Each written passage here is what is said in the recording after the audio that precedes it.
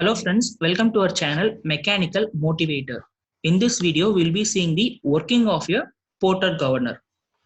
So we will be having an arrangement just like this, and these are the fly balls, and this is the spindle which will be rotating with the help of a bevel gear, and here will be a sleeve attachment, and this sleeve will be directly connected to the throttle valve, and these are the arms. These are the upper arms, and these are the lower arms of the governor. So this is the general setup. Now we'll be seeing the working of the governor. So actually the working is just similar to the working of the centrifugal governor, and only few things we need to understand. So basic concept is, just imagine the entire governor will be connected directly to the crankshaft of the engine. So once the engine rotates, automatically the spindle will be start rotating, and due to this the governor, the sleeve which is attached in the governor will be rising and lowering.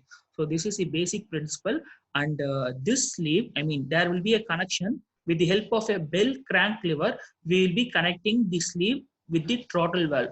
So once the sleeve lift or lowers means, depending upon this, the throttle valve opens and closes, and this will be the entry for the fluid coming into the engine. So this is the basic concept. So just we'll be going back to the governor principle. What is the function of the governor is, its main function is to regulate the main speed depending upon the varying load condition. So this is the basic concept.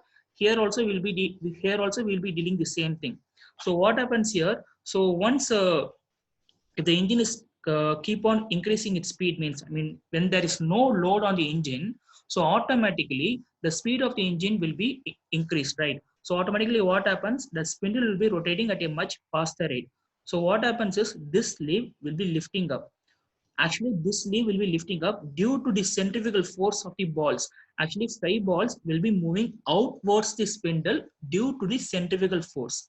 So automatically what happens, once the sleeve lifts up main, the throttle valve will be closed and there won't be any fluid coming inside, because the engine is sufficient enough to run, right? So there won't be any entry of the fluid. So after some time, when the speed of the engine decreases, automatically what happens, the speed of the spindle also decreases. So automatically this sleeve will be coming down, and these fly balls will be coming closer to the spindle. So automatically what happens, in order to maintain the condition, the throttle valve will be open in order to entry the fuel inside the engine. So it will be maintaining the mean speed of the engine in a cyclic process. So this is the basic principle and working of a Porter governor. So only thing we need to understand is, the Porter governor is coming under centrifugal governor, and it will be working under the principle of centrifugal force.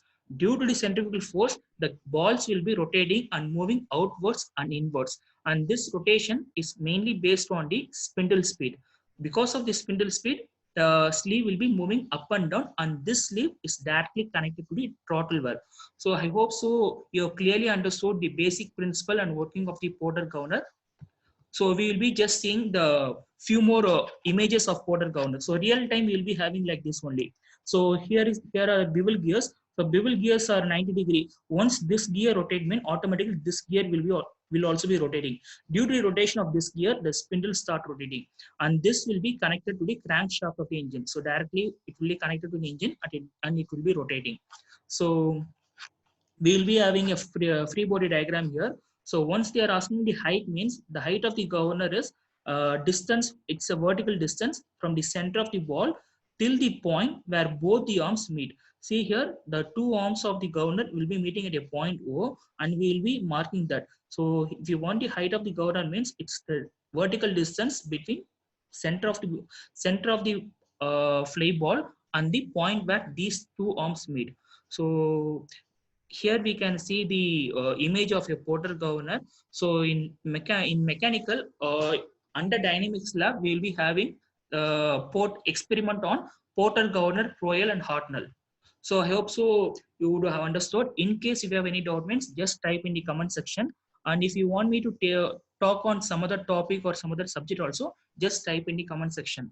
And please do subscribe to my channel Mechanical Motivator, then only you will be getting all the videos which I upload. Thanks for watching this video. Have a great day.